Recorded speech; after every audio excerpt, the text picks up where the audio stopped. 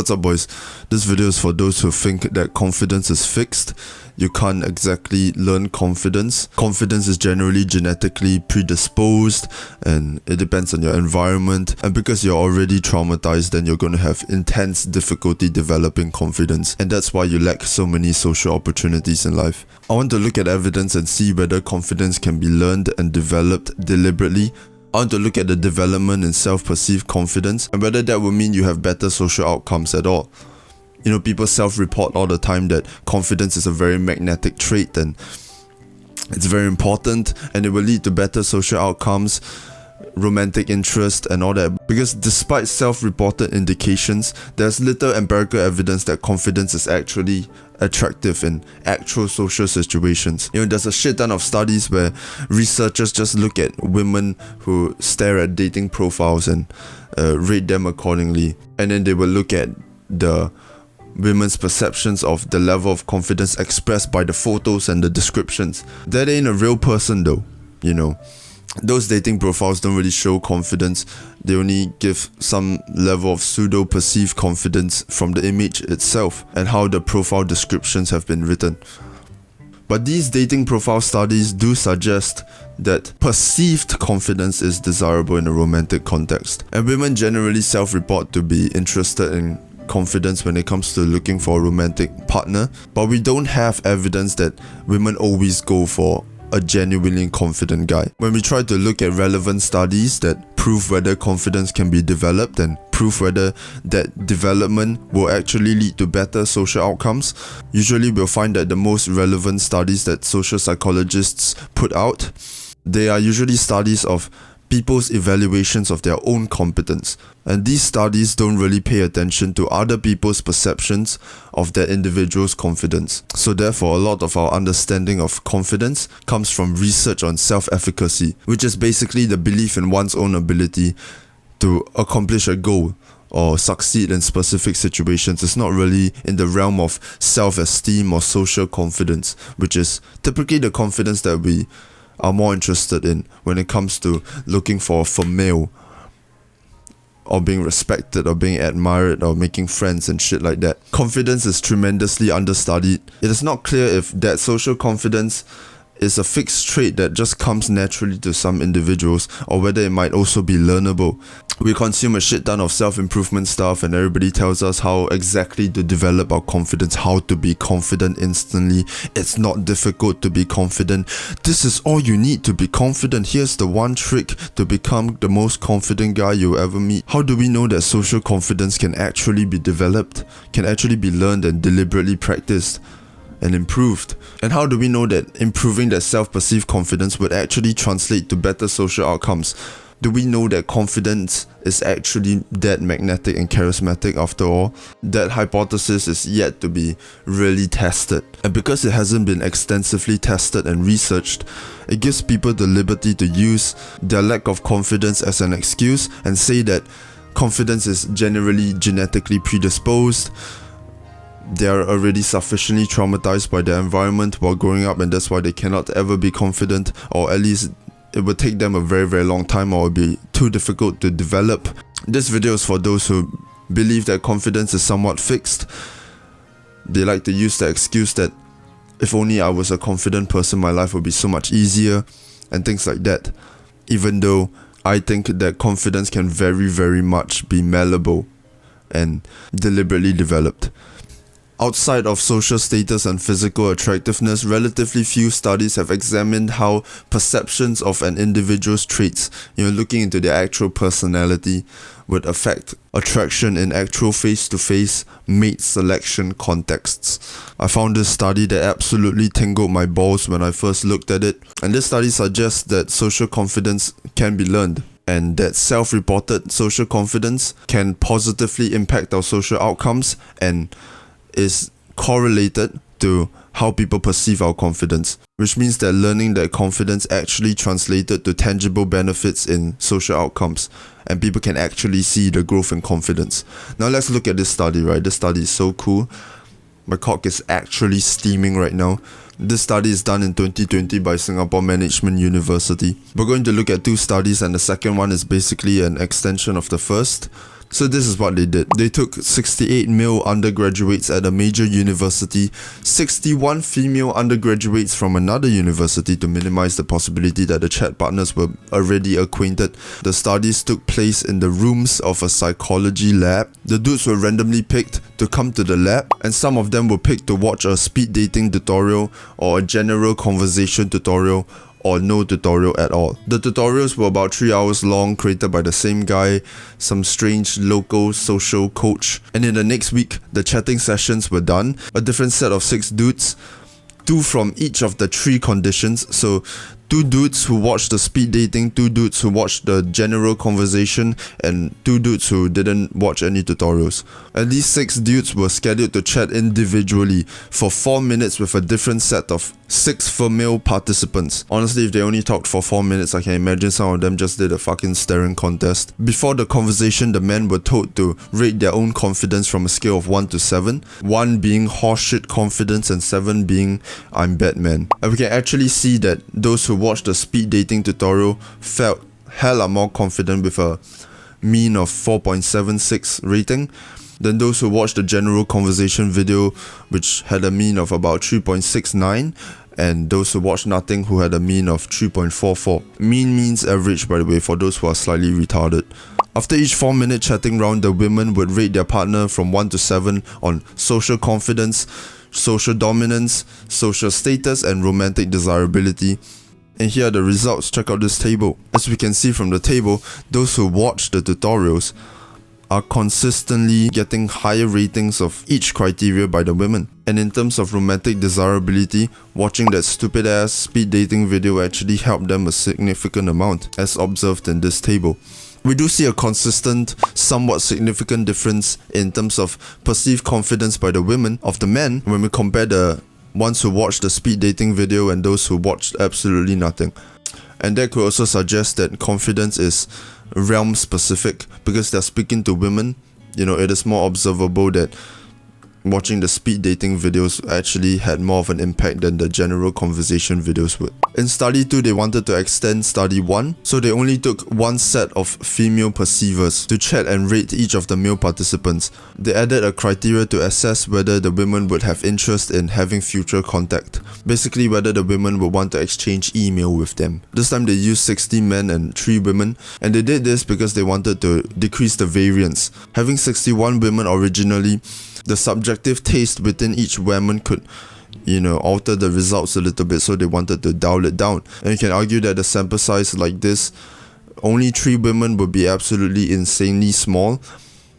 But how else are we supposed to kind of keep that subjective experience constant as much as we can? And this time the women were also not told of the hypothesis of the study, so they literally did not know what was going on until the questions were being asked. So in study 2, there were 20 chatting sessions, a different set of 3 dudes, 1 from each of the 3 tutorial conditions. There's 1 watched speed dating, 1 watched nothing, 1 watched general conversation.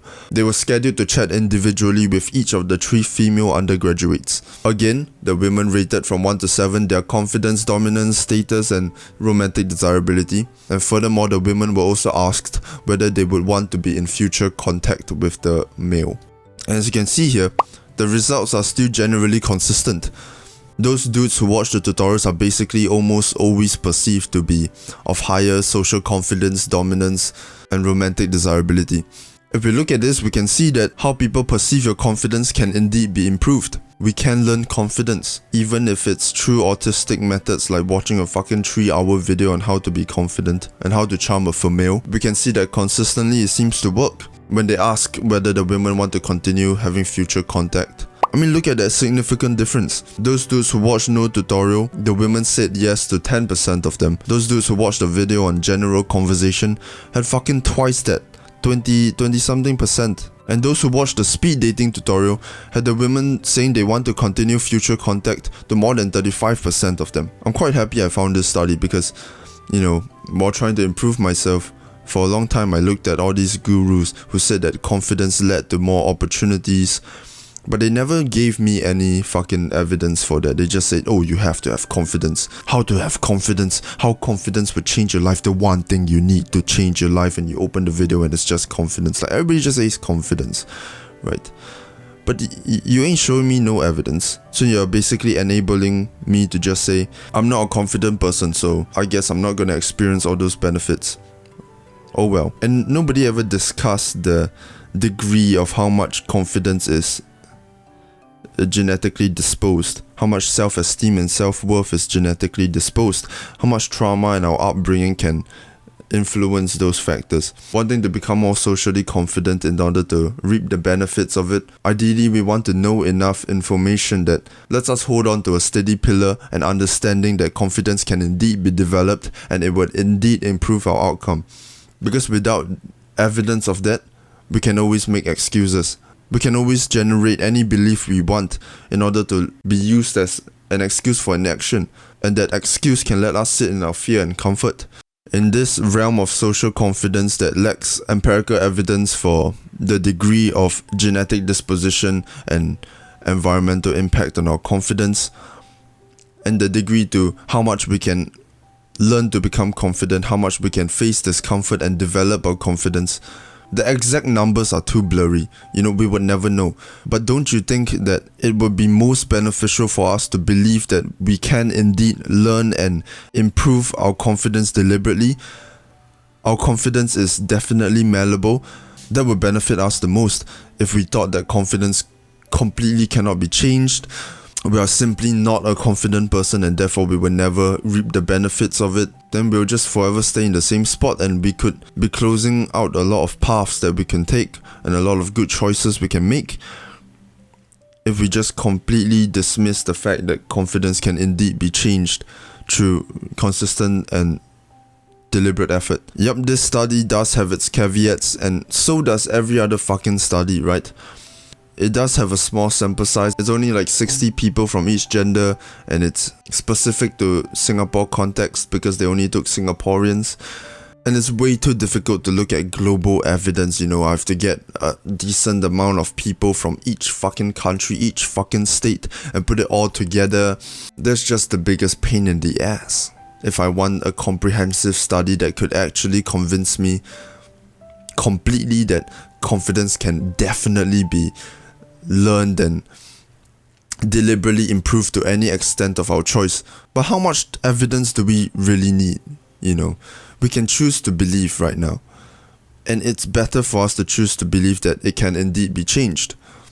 We can indeed develop our social confidence. If I'm being completely honest with you, I did do some research and I did find some extensive evidence that confidence, self-esteem, self-worth, the studies I looked at did suggest that they do have significant genetic predisposition. They did have significant environment factors and many different considerations that we can use as infinite amounts of excuses.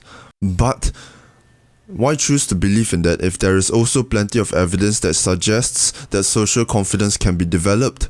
Cognitive behavior therapy is this form of psychotherapy that has helped many people deal with their lack of self-worth, self-esteem, build their confidence, and made their lives better. There are plenty of cases that self-reportedly somebody has benefited from deliberately facing their fears. That's generally what cognitive behavioral therapy is about, where they take an individual and they let them slowly expose themselves to anxiety, their self-esteem issues, their attachment style issues, their trauma origins, and slowly try to pummel into their fear more and more. I strongly believe that willing exposure to fear is exactly how you conquer that fear. And unwilling exposure to fear, which means you face fear while being very avoidant of it, you're going to become even more avoidant, even more paranoid, even more afraid than when you willingly face those fears. And you develop resilience over time, and you develop experience, and you become more comfortable in your own skin. Maybe you're still fucking afraid, but maybe you can do the thing anyway. And that's what stops the fear from becoming crippling. Depending on what you want to believe in, you can organize a solid argument either way, whether social confidence can be developed or not, and how genetically predisposed self-worth and self-esteem and genetically given depression and anxiety can destroy that confidence out of you, and it not being your fault. And I say this all the time, but I want to say it again. It may not be your fault, but it is your responsibility. If we simply don't want to try, or we are too afraid to fail, we'll always have an excuse ready for any time we lack the courage to face our fears, that we've already given this fixed level of confidence. I'm only 20 years old, so I don't know enough, and I can't find enough evidence that absolutely supports confidence is fixed or absolutely supports confidence can be developed and malleable depending on what you want and how much effort you put in. But genuinely, the better option is clearly to believe that confidence can be changed. Why would you select the belief in the other absolute? If you choose to believe that confidence is fully fixed and fully dependent on genetic factors, you are cooked. Why did I say it like that? Like, cooked, cooked. I think that simple education on social skills will actually help us. It's autistic as fuck, and the people in the past never really needed to go and look at a fucking dating coach video or a fucking 3-hour long tutorial on how to speak to people. You'll probably actually be considered retarded in the past if you tell people you watch a 3-hour long tutorial on how to speak to people. But yeah, if you want to live in a world where we can just sink into our phones and not speak to people, then we're going to have to do different things to compensate for, the consequences of that. I think at the start, when I relied on education for social skills, like I have actual social skills books that teach me how to speak to people, how to win friends and influence people, how to talk to anyone, like books like that. I have them right there.